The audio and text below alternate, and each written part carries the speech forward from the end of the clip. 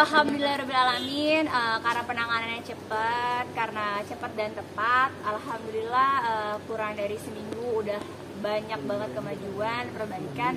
Ya, alhamdulillah. Nah itu ada obat atau skincare atau gimana sih? Dari dokter atau gimana? Obat, jadi memang karena memang aku ngalamin Stevens-Johnson syndrome, memang obatnya itu salah satunya adalah kortikosteroid yang harus diminum.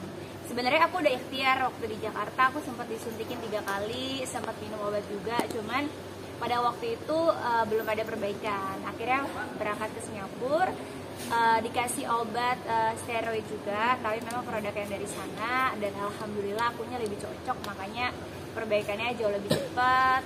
Terus alhamdulillahnya langsung kering, alhamdulillahnya juga yang tadinya nggak bisa makan sama sekali, langsung rasa sakitnya hilang, langsung bisa makan gitu. Jadi ya alhamdulillah Allah kasih cepat sembuhnya, Allah kasih perbaikannya cepat, dan alhamdulillah udah bisa beraktivitas. Itu autoimun ya? Sampai 2 hari ya Kak ya sembuh ya? Sekarang gimana sih jaganya untuk kesehatan kulitnya?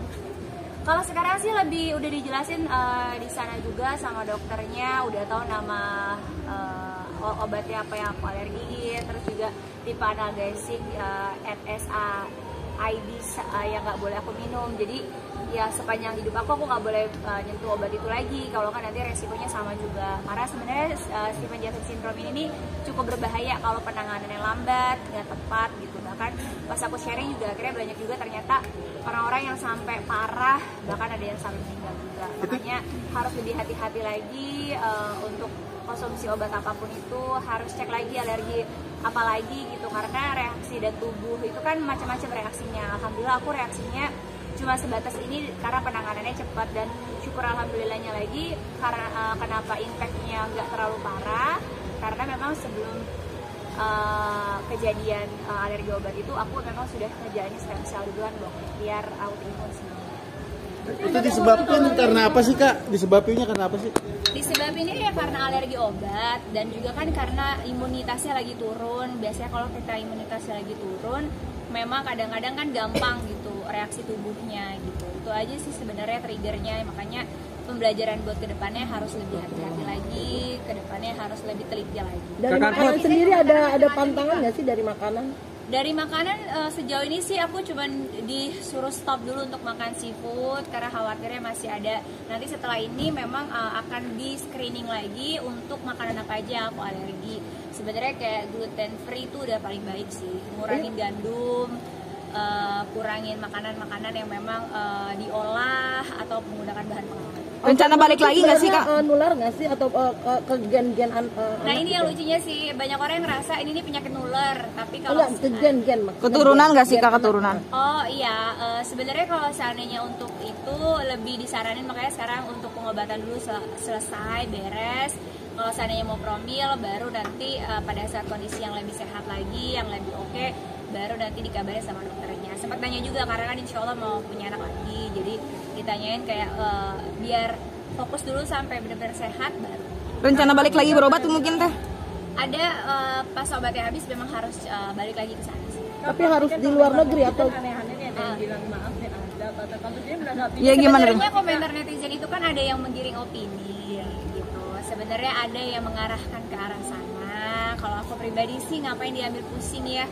Orang-orang yang berpikiran seperti itu berarti wawasannya kurang luas, pengetahuan kurang luas, dan pastinya kurang punya empati, kurang punya rasa kemanusiaan yang tinggi gitu. Jadi buat aku nggak perlu aku kecil hati, karena yang paling penting adalah orang-orang yang terdekat aku, sahabat-sahabat aku, Masya Allah tabarakallah, perhatiannya udah sangat luar biasa, menghubungi aku, baik itu secara langsung atau enggak, ketemu dan lain sebagainya, malah kayak dapat perhatian luar biasa di kehidupan nyata gitu. Ngapain aku fokusin kehidupan dunia maya yang aku nggak kenal, aku juga nggak tahu itu buzzer atau bukan, aku nggak tahu juga itu oknum-oknum yang netizen yang seperti apa gitu. Karena buat aku, kalau orang yang berpendidikan pasti akan menanggapi sesuatu itu dengan hal yang berilmu, pakai ilmu dan pakai hati nurani gitu. Tapi kalau yang berkomentarnya udah nggak pakai ilmu, nggak pakai hati nurani, ngapain aku bawa ke hati juga?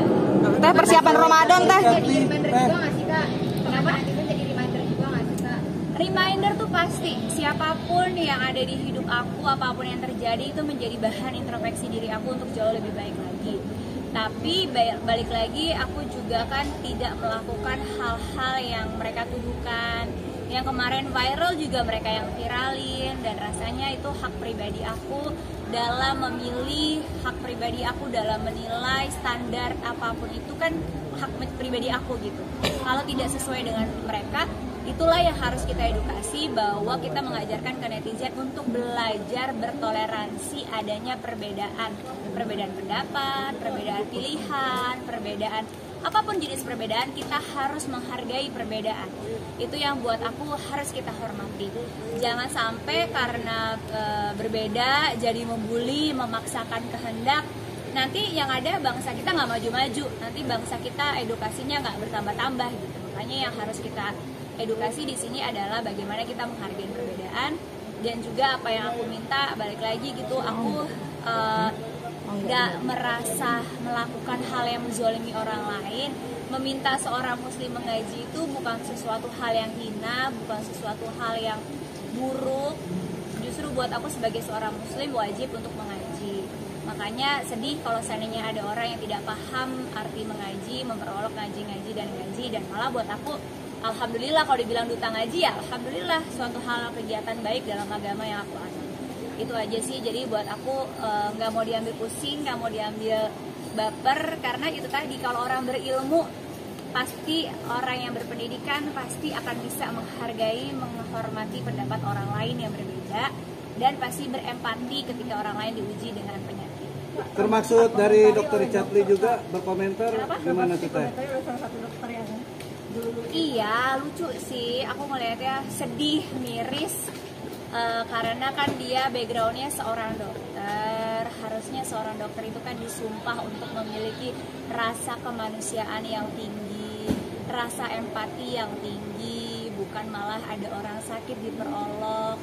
Lalu lucunya lagi mempermasalahkan kenapa aku berobat ke Singapura, apakah dokternya bisa ngaji. Itu kan terlalu nyinyir ya buat aku, karena hak pribadi seseorang dalam memilih proses penyembuhan penyakitnya.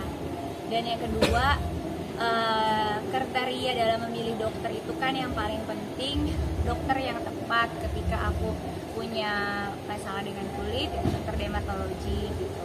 Kok disangkut pautin dengan mengaji, itu buat aku udah sara banget lah. Dia juga orang yang berpendidikan kan, katanya kontennya konten edukasi, tapi kok ucapannya tidak mengedukasi masyarakat sehingga menjadi opini negatif ke arah yang nggak baik. Makanya sekali lagi aku tekanin di sini, kalau dia sakit hati pernah ditangkap oleh polisi, jangan sakit hatinya sama aku.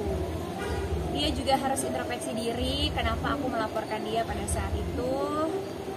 Dan yang kedua, dia 2 kali ditangkap paksa oleh polisi, itu atas laporan kepolisian sendiri atau LPA, bukan atas laporan aku gitu. Dan juga jangan merasa seperti terzolimi gitu, padahal dia juga pernah mau memenjarakan aku dengan melaporkan aku 2 kali di Palembang, tapi laporannya nggak jalan karena memang tidak ada cukup bukti gitu. Dan harus tarik ulur lagi lurus bahwa aku melaporkan itu dulu karena dia tidak berhenti membawa nama aku dan mencemarkan nama baik aku di media sosial. Itu jangan pernah lupa track recordnya gitu. Jangan seakan-akan sekarang merasa terzolimi, bahkan menzolimi aku dengan bulian-bulian di saat aku sakit. Sayang sumpah kedokterannya, sayang banget yang katanya mau mengedukasi, tapi kok terkesannya malah kurang mendidik masyarakat. Teh, persiapan puasa anak-anak juga gimana teh? Kenapa? Persiapan puasa.